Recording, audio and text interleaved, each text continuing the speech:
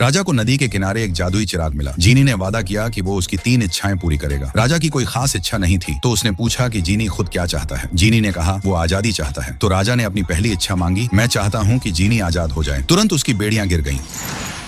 खुश होकर जीनी ने बाकी इच्छाओं के बारे में पूछा, लेकिन राजा को कुछ नहीं चाहिए था, इसलिए उसने अपनी दूसरी इच्छा भी जीनी को दे दी ताकि वो तीसरी इच्छा भी खुद पूरी कर सके। फिर उसने पूछा, अब वो अपनी आजादी के साथ क्या करना चाहता है। जीनी ने कहा, सच्चा प्यार। राजा हंस पड़ा और बोला, मेरे साथ महल चलो, वहाँ सुंदर औरतों की कोई कमी नहीं है। उसने उसका परिचय अपनी बेटी स्नो वाइट से और रानी रेजिना से कराया। एक ही पल में जीनी समझ गया, यही उसका प्यार है। जन्मदिन के भोज में राजा ने घोषणा की कि स्नो वाइट भगवान का दिया हुआ उपहार है। उसे देखकर उसे अपनी दिवंगत रानी की याद आती है और वही दुनिया की सबसे सुंदर महिला है। रानी रेजिना एक कोने में बैठी टूटे दिल के साथ वहां से चली गई। जीनी उसके पीछे गया। रानी सेब के पेड़ को देख रही थी और बोली, वो भी उसी की तरह है, हमेशा के लिए महल के पिंजरे में कैद। जीनी सब समझ गया। उसका दिल जीतने के लिए उसने उसे एक आईना दिया और कहा, तुम दुनिया की सबसे सुंदर महिला हो। अगले दिन